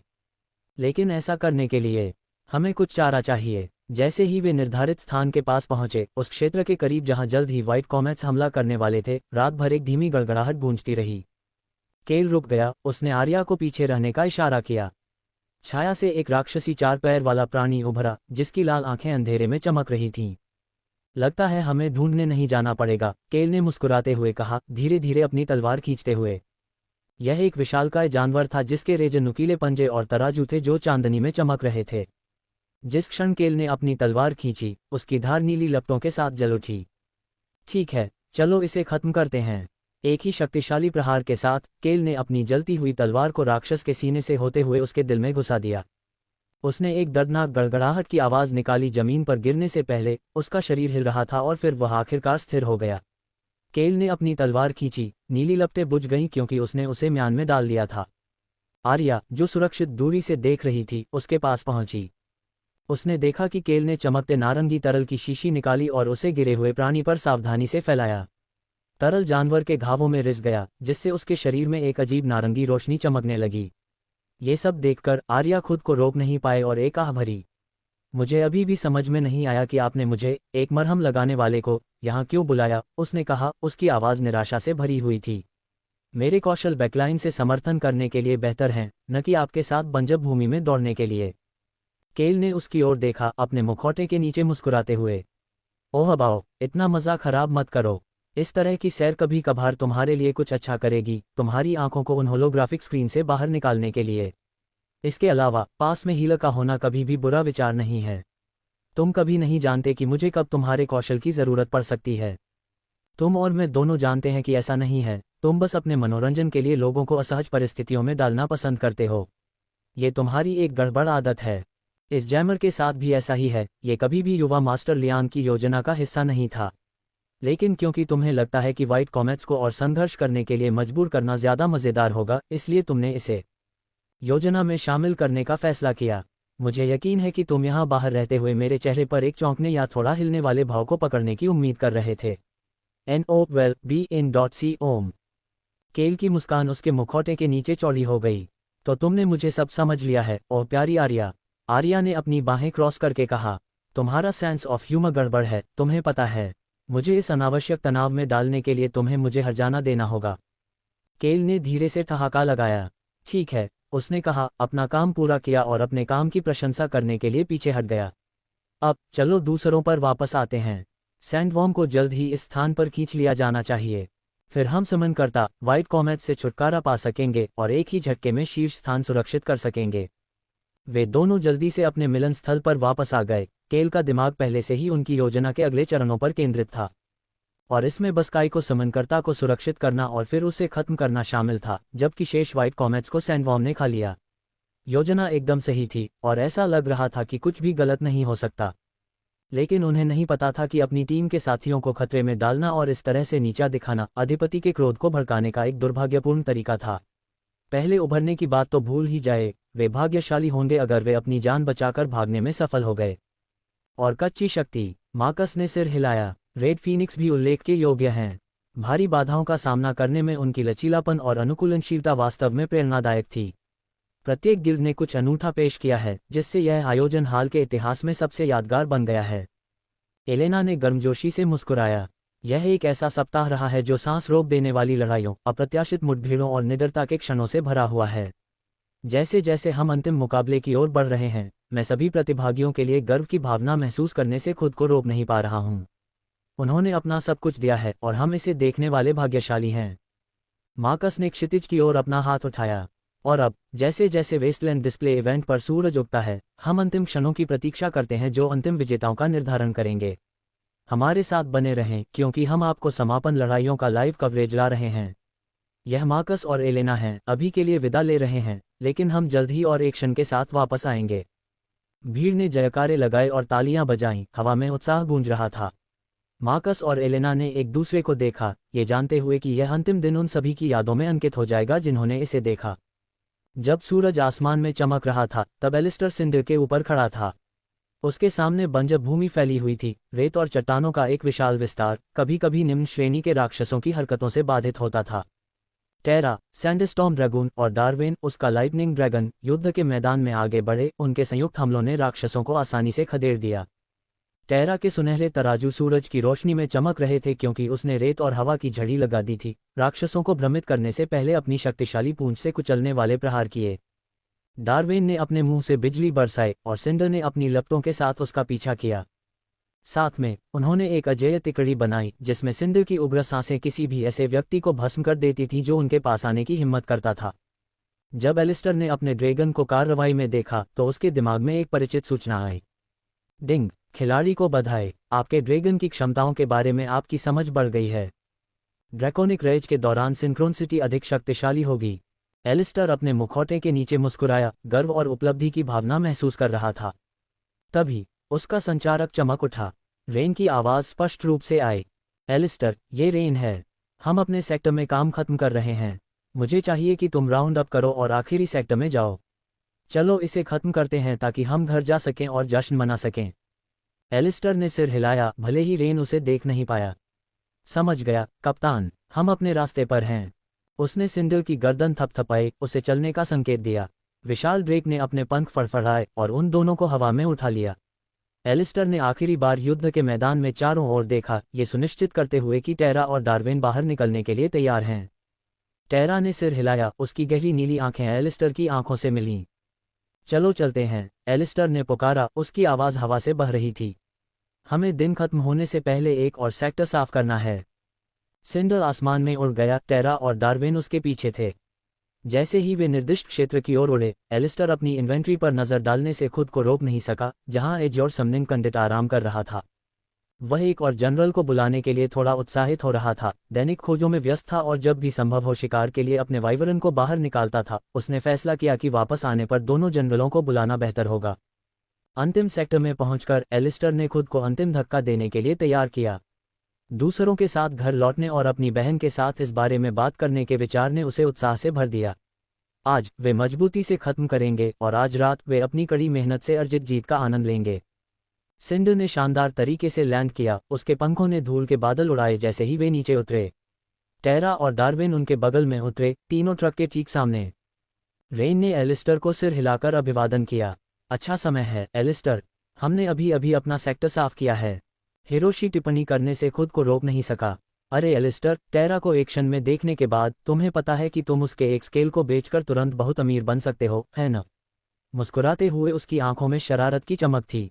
टेरा की गहरी नीली आंखें थोड़ी सिकुड़ गईं, उनकी गहराई में झुंझलाहट का संकेत था। मुझे तुम्हारा लहजा पसंद नहीं है, इंसान। हिरोशी ने नकली आत्मसमर्पण में अपने हाथ ऊपर उठाते हुए हंसते हुए कहा। बस इतना ही कह रहा हूं, ये सिर्फ एक मजाक था मिस टेरा। तुम एक चलता फिरता खजाना हो। और एलिस्टर, अगर हम वापस आएंगे तो कुछ पागल बड़े लोग तुम्हारे पास आए तो हैरान मत होना। वे तुम्हारे ड्रैगन के बारे में और जानना चाहेंगे। एलिस्टर ने हताश होकर आह भरी। मुझे लगता है कि मैं तराजू बेचने से बचूंगा हिरोशी, लेकिन मैं इस विचार की सराहना करता हूँ। रेन आगे बढ़ा, टीम की ओर गंभीर भाव से देखते हुए उसने अपना चश्मा ठीक किया। ठीक है सब लोग, हमें एक आखिरी सेक्टर संभालना है। एक बार जब हम इसे पार कर लेंगे तो हम घर जा सकते हैं और जश्न मना सकते हैं। चलो इसे जल्दी और कुशलता से करते हैं। जैसे ही वे अंतिम सेक्टर की ओर बढ़े, एलिस्टर हिरोशी के शब्दों के बारे में सोचने से खुद को रोक नहीं पाया। उनके ड्रैगन वाकई उल्लेखनीय थे और यह केवल समय की बात थी कि उनकी प्रतिष्ठा ने शक्तिशाली व्यक्तियों का ध्यान आकर्षित किया। उन्हें पता था कि उन्हें जो भी समस्याएं या अवसर मिलेंगे, उनके लिए तैयार रहना होगा। चलो इसे खत्म करते हैं, एलिस्टर ने अपने ड्रैगन को पुकारा। एक आखिरी धक्का और फिर हम अपनी जीत का आनंद ले सकते हैं। इसके साथ ही व्हाइट कॉमेट्स अंतिम सेक्टर में आगे बढ़ गए, अपने मिशन को पूरा करने और इस साल वेस्टलैंड डिस्प्ले इवेंट में सबसे दुर्जय गिल्ड के रूप में अपनी जगह सुरक्षित करने के लिए तैयार।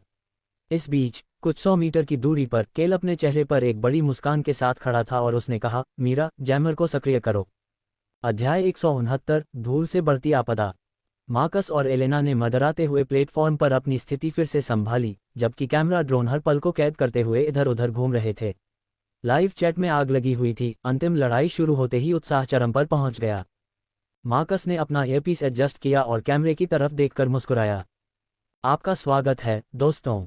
जैसे जैसे वेस्टलैंड डिस्प्ले इवेंट अपने रोमांचक समापन की ओर बढ़ रहा है, हमारे पास आपके लिए एक उपहार है।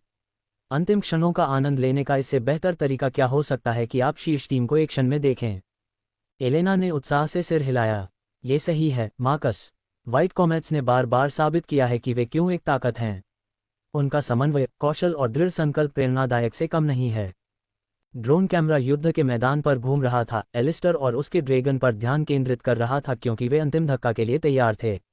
स्क्रीन पर रेन और अन्य लोगों के बॉडी कैम्स को स्विच किया गया ताकि नीचे से ड्रैगन्स को देखा जा सके, दर्शकों के विस्मय को कैद किया जा सके जो उन्हें अलग होते हुए देख रहे थे। और इसलिए आइए उनके साथ उनकी यात्रा के इस अंतिम चरण में शामिल हों, मार्कस ने कहा, उसकी आवाज़ उत्साह से भरी हुई थी। हमारे साथ रहो सभी, ये वह क्षण है जिसका हम सभी को इंतजार था। फिर एलेना ने कहा, फिर से, यह मार्कस और एलेना हैं जो वेस्टलैंड डिस्प्ले इवेंट के लिए आपके मेजबान हैं। आइए इतिहास बनते हुए देखें। ... रेन और उनकी टीम ने अंतिम सेक्टर में हमला किया, आखिरी बार अपने कौशल का प्रदर्शन करने के लिए तैयार। रेन की लपटें उसके चारों ओर भड़क उठीं क्योंकि वह हमले का नेतृत्व करने के लिए तैयार था। गोरो, अपनी कुल्हाड़ी से रास्ता साफ करो, रेन ने आदेश दिया, उसकी आवाज़ अराजकता को चीरती हुई। गोरो ने अपना विशाल युद्ध कुल्हाड़ी उठाते हुए सिर हिलाया। वह एक स्टोन वर्म की ओर बढ़ा जो उनकी ओर बढ़ रहा था। इसकी मोटी बख्तरबंद खाल सूरज की रोशनी में चमक रही थी। गोरो ने अपने पैरों को मजबूती से जमाया, खुद को संभाला। एक शक्तिशाली ऊर्ध्वाधर झटके के साथ उसने कुल्हाड़ी को विरम की पीठ पर गिरा दिया। प्रभाव ने प्राणी के मोटे तराजू को तोड़ दिया, मलबे की बौछार की और विरम को दर्द में छटपटाने लगा। इस झटके से उसकी कई पसलियां टूट गईं और गहरे घाव से खून बहने लगा। अच्छा काम, गोरो, रेन ने युद्ध के मैदान के चारों ओर देखते हुए कहा। मार्कस की आवाज प्रसारण के माध्यम से आए। चाहे मैं इसे कितनी भी बार देखूं, मैं आश्चर्यचकित हुए बिना नहीं रह सकता जब मैं गोरो की कुल्हाड़ी के झटके के पीछे की विशुद्ध शक्ति को देखता हूं। यह अविश्वसनीय है। आप देख सकते हैं कि स्टोन विरम के तराजू उस विशाल बल के नीचे टूट रहे हैं। वास्तव में कच्ची ताकत का एक ईर्ष्यापूर्ण प्रदर्शन। रेजिग्रिन, दाईं ओर से आ रहे गीगा बिच्छू का ख्याल रखना, रेन ने आदेश दिया। इस पर रेजिग्रिन ने हमला किया, अपने विशाल वॉरहैमर को कार्रवाई में घुमाया। उसने गीगा बिच्छू को देखा जो अपने पंजे चटकाते हुए उनकी ओर बढ़ रहा था। रेजिग्रिन की मांसपेशियां तनावग्रस्त हो गईं क्योंकि वह हमला करने के लिए तैयार था। एक शक्तिशाली क्षैतिज झटके के साथ उसने बिच्छू की तरफ निशाना साधा। वारहैमर बिच्छू के कवच से टकराया जिससे वह टुकड़े टुकड़े हो गया और दरारों से खून बहने लगा। बिच्छू की चीख बंजर भूमि में गूंज उठी क्योंकि वह लड़खड़ाते हुए वापस लौटा। उसने अपने पंजे उस पर चटकाए, लेकिन उसने तुरंत अपने हथौड़े के बड़े झटकों से उन पर हमला कर दिया। और रेजिग्रीन की जबरदस्त शक्ति को देखो, वह राक्षस को वापस लड़ने का मौका भी नहीं दे रहा है। एलेना की टिप्पणी के बाद कई दिनों तक हार न मानने के बावजूद व्हाइट कॉमेट्स अभी भी अपना सर्वश्रेष्ठ प्रदर्शन कर रहे हैं। वारहैमर के उस हमले ने बिच्छू को ठीक उसी जगह मारा जहां वह सबसे अधिक नुकसान पहुंचा सकता था। इसके बाद उसके पंजे नष्ट हो गए, जिससे ये सुनिश्चित हो गया कि वह वापस लड़ने में सक्षम नहीं होगा। रेजिग्रिन ने फिर उसके डंक से हमला टाल दिया, एक तरफ लुढ़क गया और फिर एक अंतिम स्मैश लगाया। दबाव बनाए रखो, रेन ने अपना रुख समायोजित करते हुए चिल्लाया। हिरोशी, अपनी हवा का उपयोग उन ब्लेडेड वाइपर से निपटने के लिए करो। हाँ कप्तान। हिरोशी आगे की ओर बढ़ा, उसके दो खंजर सूरज की रोशनी में चमक रहे थे। ब्लेडेड वाइपर अपने जहरीले नुकीले दांतों को दिखाते हुए फुफकारते हुए करीब आ रहे थे। हिरोशी अविश्वसनीय गति से आगे बढ़ा, जो उसकी हवा के हेरफेर से और बढ़ गई। वह तेजी से एक चक्र में घूम गया, उसके खंजर वाइपर के शरीर को चीरते हुए। उसकी हवा पर आधारित हरकतों ने उसे आसानी से उनके हमलों से बचने में मदद की। वाइपर जमीन पर गिर गए, उनके शरीर खुले हुए थे और खून बह रहा था। मौत के एक छोटे से बवंडर की बात करें। हिरोशी की चपलता बेजोड़ है। आप देख सकते हैं कि वह अपनी गति और सटीकता को बढ़ाने के लिए हवा का उपयोग कैसे करता है। उन ब्लेडेड वाइपर को ऐसे चीर रहा था जैसे वे ब्लेंडिंग मशीन में रखे गए फल हों। उनके पास कोई मौका नहीं था। मैंने उनसे निपट लिया है, रेन। हिरोशी ने चेहरे पर मुस्कान के साथ कहा। आगे क्या होगा? कैडा, हमारी पीठ पर नजर रखो और किसी भी पीछे छूटने वाले से निपटो, रेन ने निर्देश दिया। वे डायरेवुल्फ हमारे पीछे आ रहे हैं। ठीक है। कैडा तेजी से अपनी स्थिति में आ गई, उसकी तलवार तैयार थी। उसने एक आक्रामक म्यूटेंट डायरेवुल्फ का सामना आत्मविश्वास से भरी मुस्कान के साथ किया। जैसे ही डायरेवुल्फ ने हमला किया, कैडा ने एक तिरछा वार किया, उसकी तलवार ने प्राणी की गर्दन को काट दिया और उसने उसके पंजों से एक झटके को रोका। घाव से खून की धार बहने लगी और डायरेवुल्फ गिर पड़ा, उसकी हरकतें बंद हो गईं और वह मर गया। उसने रुका नहीं, दूसरा उसे नीचे गिराने के इरादे से आगे बढ़ा। वह नीचे झुकी, थोड़ा आगे बढ़ी, अपनी तलवार से उसके पेट को काट दिया, जिससे वह फट गया और खून की बौछार होने लगी, जिससे उसका तकनीकी कवच लाल हो गया। उसने इस तरह से कुछ अन्य भेड़ियों को भी किनारे कर दिया, धूल उड़ाते हुए आखिरकार अपनी तलवार को आखिरी भेड़िए के दिल में घुसा दिया। कैडा की तलवारबाजी की कुशलता आज भी मुझे चकित करती है, एलेना ने टिप्पणी की। एक हीलर को देखना आश्चर्यजनक है जो इतनी अच्छी तरह से लड़ सकता है।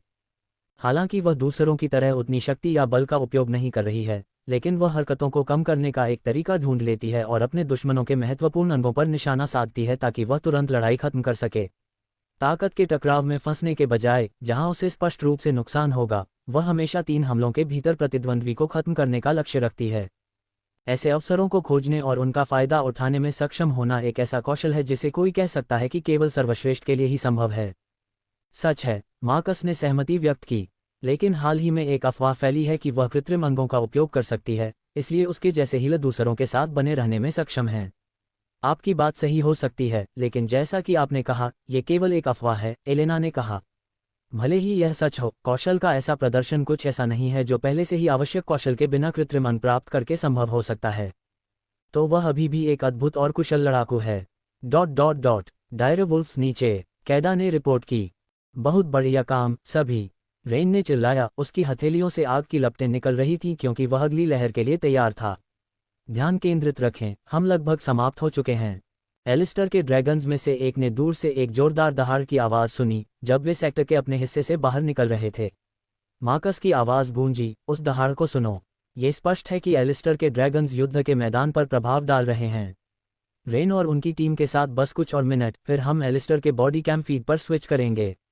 मुझे यकीन है कि हम सभी 3 पौराणिक राक्षसों को कार्रवाई में देखने के लिए बेताब हैं। रेन की लपटें हवा में फूट पड़ीं, जिससे सैंड बेहेमोथ झुलस गया जो उन्हें घेरने की कोशिश कर रहा था। वह अपनी स्थिति में आ गया और आग को जानवर के शरीर के हिस्से में घुसने के लिए निर्देशित किया।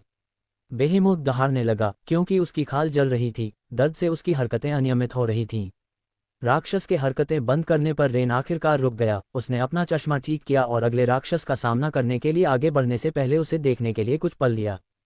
तभी उसने देखा कि पत्थर के क्लब पकड़े हुए ऑक्स का एक समूह दूर से उनकी ओर बढ़ रहा था। उनके विशाल पैरों की ठोकर से उनके चारों ओर धूल उड़ रही थी। अध्याय 170, धूल से बढ़ती आपदा भाग 2। रेन ने अपनी निगाहें सिकुड़ी, अपनी भुजाओं को एक साथ लाया और अपनी लपटों को संघनित करना शुरू कर दिया। ऐसा लग रहा था कि वह उन्हें किसी तरह की गेंद बनाने के लिए घुमा रहा था। ज्वाला की गेंद की गर्मी तेज हो गई, धीरे धीरे रंग बदलने लगा क्योंकि रेन ने इसे और संकुचित किया। ओह, यह क्या है? ऐसा लगता है कि रेन किसी तरह के जानलेवा हमले की तैयारी कर रहा है, मार्कस ने कहा। ऐसा लगता है, यह उसका एकमात्र विकल्प हो सकता है क्योंकि ऐसा लगता है कि उसने इन राक्षसों से निपटने के लिए अपनी टीम में से किसी को नहीं बुलाया है और उनकी संख्या काफी बड़ी है, फिर भी वह परेशान नहीं दिखता है, एलेना ने कहा। रेन संघनित होता हुआ प्रतीत होता है। लपटों का गोला आग के एक बहुत छोटे नीले गोले में बदल जाता है। रेन ने इसे अपने दाहिने हाथ में कसकर पकड़ रखा था जो उसकी लपटों में ढका हुआ था। वह थोड़ा पीछे झुका, अपना बायां पैर आगे की ओर रखा और थोड़ा नीचे झुका। उसका दाहिना जलता हुआ हाथ पीछे की ओर खींच लिया क्योंकि वह आक्रमणकारी भीड़ को तीव्रता से देख रहा था। ऐसा लगता है कि वह कुछ फेंकने की तैयारी कर रहा है। यह क्या है? क्या ये कोई जानलेवा चाल हो सकती है जो उसने हमें अब तक नहीं दिखाई है? मार्कस ने कहा। एलेना ने कहा, ऐसा लगता है कि सबसे अच्छा आखिर में बचाकर रखा गया है। जाहिर है, एलिस्टर ही आश्चर्यचकित करने में सक्षम नहीं है। रेन की मांसपेशियां तनावग्रस्त हो गईं और फिर ताकत के साथ उसने संघनित नीली लौ की गेंद को चार्जिंग ऑक्स की ओर फेंक दिया। फिर वह सीधा खड़ा हो गया, चार्जिंग ऑक्स की ओर अपनी पीठ कर ली और बस वहीं रुक गया, जैसे कि किसी चीज का इंतजार कर रहा हो। उम्मा, ऐसा लगता है कि कुछ भी नहीं हुआ है। मार्कस अपनी बात पूरी कर पाता, इससे पहले ही एक बड़े विस्फोट ने उसे चुप करा दिया। अचानक एक बहुत बड़ा विस्फोट हुआ जिसने पूरी टीम का ध्यान अपनी ओर खींचा। वे सभी अपने सिर उस विशाल धमाके के स्रोत की ओर घुमाते हैं। लपटें तेजी से हवा में उठती हैं और कल करती हैं। एक बहुत बड़ा शॉकवेव बनाया गया जिससे धूल की एक बड़ी दीवार खड़ी हो गई और राक्षस के आंत और मलबा धीरे धीरे आसमान से बरसने लगा। शांति से वापस चलते हुए जैसे कि उसके पीछे की लपटें मौजूद ही न हों, रेन ने अपने चश्मे को एडजस्ट किया जिससे वे प्रकाश को पकड़ लेते हैं, कुछ पल के लिए चमकते हैं और उसकी आंखों को अस्पष्ट कर देते हैं। हे भगवान, हिरोशी ने विस्मय में कहा क्योंकि वह हवा में मशरूम जैसी आकृति में मुड़ी हुई विशाल लौ को देख रहा था जो धीरे धीरे कम हो रही थी। कैडा ने थोड़ा हंसते हुए कहा, लगता है कि वह भी कभी कभी दिखावा करता है। गोरो ने अजीब तरह से मुस्कुराते हुए अपने चेहरे के किनारे को खुजलाया, लेकिन क्या ये बहुत ज्यादा नहीं है? मुझे संदेह है कि अगर उसने इस तरह से पूरी ताकत लगाने का फैसला किया तो वापसी करने वाली टीम के लिए कुछ भी नहीं बचेगा। रेज़ेग्रिन ने हंसते हुए कहा, हम इसे बर्दाश्त कर सकते हैं। हम अपने प्रतिस्पर्धियों से बहुत आगे हैं। वास्तव में, हम दिखावा करने के लिए लड़ सकते हैं क्योंकि हम अंत में जीतने वाले हैं। उसने अपने हथौड़े के हैंडल पर अपनी पकड़ मजबूत करते हुए कहा, उसकी आंखें सिकुड़ गईं। अविश्वसनीय, वास्तव में अविश्वसनीय मारक क्षमता का प्रदर्शन, मार्कस ने चिल्लाते हुए अपने ईयरफोन के माइक को अपने मुंह के करीब खींचते हुए कहा। उसने उन्हें पूरी तरह से नष्ट कर दिया। क्या वह हमेशा से ऐसा करने में सक्षम था, या यह उसकी टीम को बड़े धमाके के साथ जीत दिलाने के लिए एक बड़ा प्रदर्शन है? पता नहीं, मार्कस, लेकिन एक बात जो हम सभी को पक्की है वह यह है कि यह बिल्कुल शानदार था, एलेना ने कहा, अपनी मुट्ठी को पकड़ते हुए उसकी आंखें उत्साह से चमक उठीं। एलिस्टर के साथ वापस, एक इंसान के लिए शक्ति का कितना अद्भुत प्रदर्शन, सिंडर ने कहा जब वह डार्वेन और टेरा विस्फोट की दिशा में देख रहे थे। एलिस्टर को सिंडर के मन में उनके बंधन के कारण घृणा की एक अजीब भावना महसूस हो रही थी। सिंडर, क्या तुम इंसानों से नफरत करती हो? एलिस्टर ने उसके सिर के ऊपर खड़े होकर पूछा। ये कुछ ऐसा था जिसे उसने अभी अभी जोड़ा था। उसके सभी शब्दों और उसके द्वारा बुलाए जाने के बाद से उसके व्यवहार को याद करने के बाद उसे इंसानों के बारे में अनुकूल राय नहीं थी।